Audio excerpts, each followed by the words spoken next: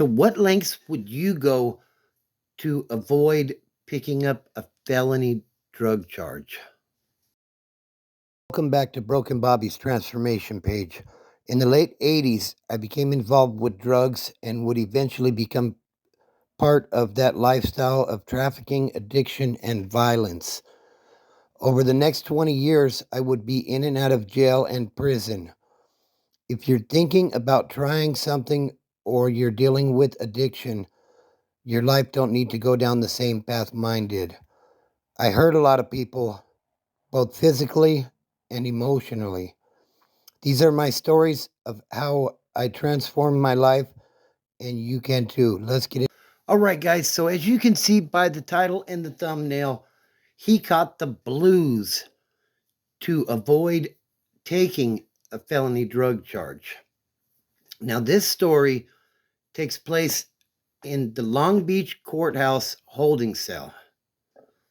For the life of me, I cannot remember why I was there. I didn't have charges at a Long Beach. What I think it was I got busted in Pico Rivera. And what happens is they'll take you to the substation, and when they get enough people, they'll send the bus around. If you've been in the LA County system, you know what I'm talking about. And what the bus will do is it'll go from substation to substation, picking people up on the way to Min Central. Well, somehow I ended up there, and I witnessed this whole fiasco. So if you're new to the channel, be sure to subscribe, hit that like button, drop a comment, and let me know what you would have done. Also, hit that notification bell so that anytime I go live or I drop a new video, you will be informed. And share the video. It really helps to grow the channel. Okay, so for some reason, I think we were on a layover at the Long Beach courthouse. I'm not sure why I was there. I don't recall. But we were in this bullpen type of holding cell. If you've ever been there, you probably know what I'm talking about. Originally, I'm from Long Beach, but ironically, I never caught a case out of Long Beach. But I was in there, and in the Long Beach courthouse, uh, you know, there's a lot of black inmates there, almost entirely Crip, and there might be a few Southsiders in there, an other or two or something like that, like kind of a little bit of a mixed bag, but it's majority black in there. And shout out to all the black homies. But so I'm in there. I'm just kind of minding my own. It's like me and another white guy, and we're kind of chopping it up, waiting to head on to Men's Central.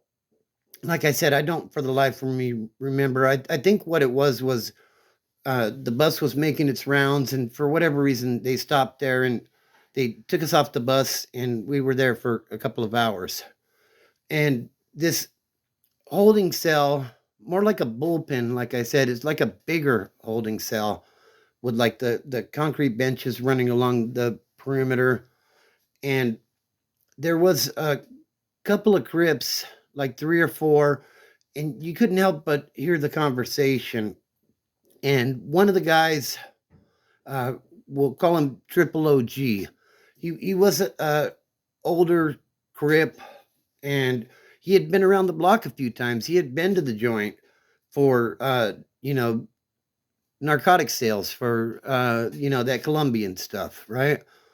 And one of his younger homies got picked up with him, and like I think the 3 or 4 that were there, like they were all in on related charges. Like I don't know if they all got busted together or what the deal was, but they were all familiar with one another.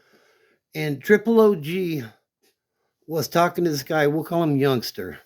Okay, younger guy, smaller statue. Triple OG was a big dude, probably 6'1", 6'2". Looked like he was in like he had done previous bids, right? Like he looked like a convict. Youngster, smaller guy, not really like halfway decent shape, but I don't think he had never been to the joint. So Triple OG was being very persuasive in trying to get Youngster to take the charge. They basically, there was an 8 ball that was confiscated in the arrest. And I'm assuming, based on the conversation, like they were probably in a car and it was found in a common area to where somebody could raise their hand and say, yeah, that was mine. Well, it belonged to Triple OG based on what was going on with the conversation. Youngster didn't want nothing to do with it. He was very adamant about the fact that he did not have a felony conviction up until this point, and he did not want one on his record. Well, Triple OG was saying, come on, homie, like, like you can get like 16 months or something and you'll be out. But, I got strikes and I'm probably going to do 20 years on this deal. And now a couple of the other little homies were piping in, really trying to put the pressure on Youngster, right? Come on, Youngster, take one for the big homie, you'll do a turnaround and like they're selling this kid the dream, you'll probably do a turnaround, you'll hit reception, you probably won't even hit a main line. And Youngster was like, nah, dog, like I don't, and I don't want nothing to do with it. It wasn't mine.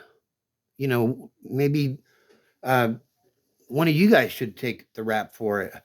But I don't think the other two guys were in the car with him when it was found. So it didn't seem like it was an option for one of them to take the deal. But, the other two were like, oh, I would take it for the big homie if I were in your position. And Youngster's like, well, I'm not you, basically. And they continued to ratchet up the pressure on Youngster, but Youngster wasn't budging, And basically, it started getting real heated in there. And all of a sudden, it got quiet. The little side conversations that were going on, the, little bullshit and telling war stories, people on the phone, like it went dead quiet. Like their conversation was getting louder. Now everybody was paying attention because we all pretty much knew what was coming next if Youngster didn't decide to jump on that hand grenade, if you will. Well, Triple OG finally has had enough, He says, are you going to take it or not? And like, I respect Youngster for standing on his morals. He said, nope, wasn't mine. I'm not going for it. That's all you. Then these three jumped on him and beat the living snot out of this kid. I don't know if the kid was from their neighborhood or what the deal is with that. I don't know. I'm not going to pretend like I understand what their politics are there or that I knew all the inside information on that to be able to tell you one way or another, what the aftermath of that was going to be.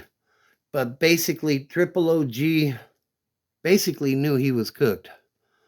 And,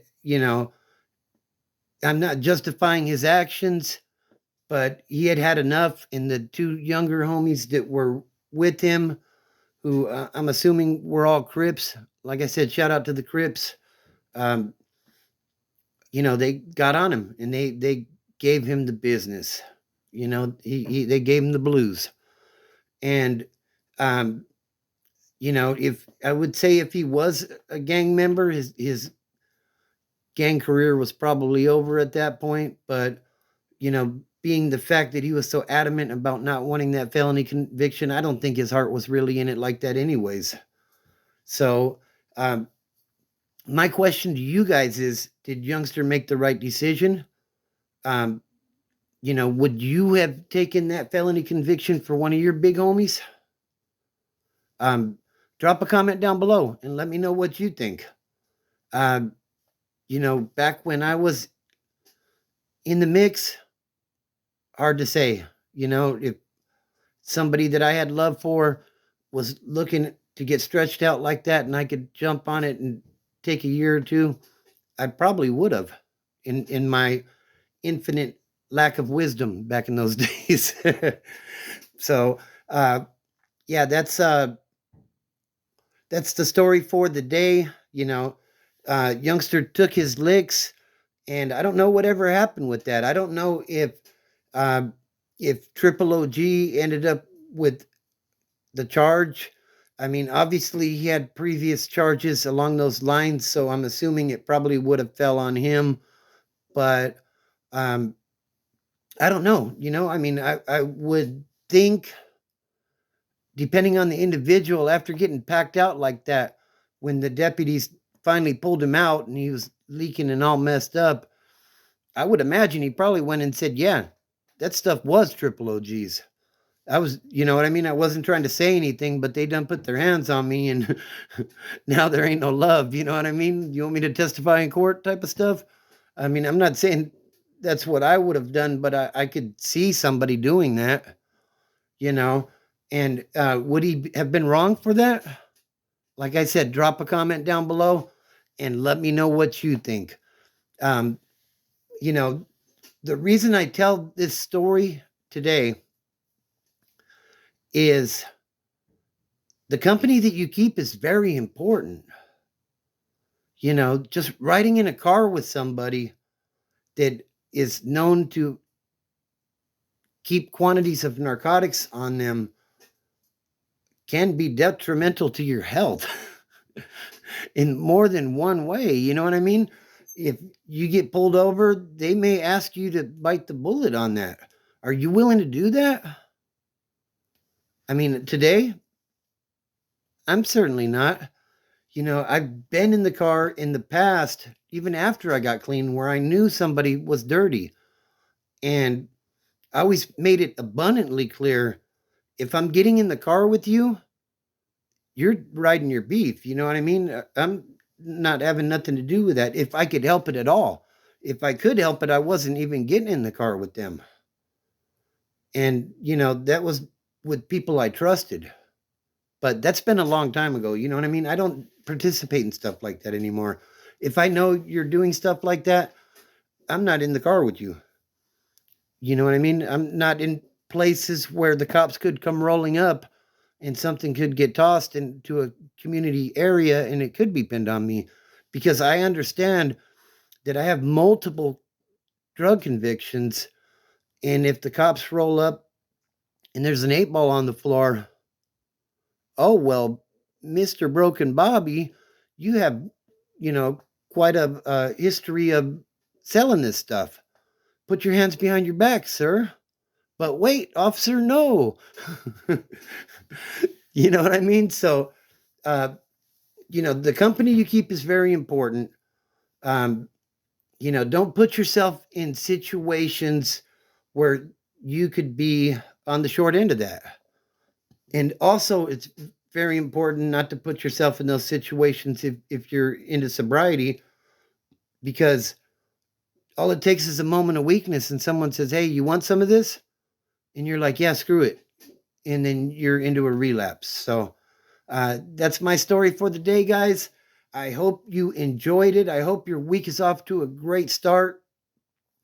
I may be going live later on tonight. I don't know. It just depends on if I'm able to make it to work or not. I'm hoping that I'm going to make it to work. If not, I'll be live again Saturday night, and I look forward to seeing you guys then. So family, fitness, and freedom are the things that allowed me to get my life together, and they can help you as well. Family for the support, fitness just so we can feel better and look better, and freedom from active addiction, freedom from alcoholism, and freedom from being incarcerated and being in these institutions. Uh, you know, that's just what it is. It's all about the company you keep, guys. So if you're new to the channel, be sure to subscribe, hit that like button, and drop a comment. What would you do? Would you even allow yourself to be in that situation? I mean, if you would take the deal for the big homie, no judgment. Drop a comment on it and let me know. Anyways, everybody have a great week. Stay strong. Keep fighting the good fight. And don't look at the mountain. Just start climbing.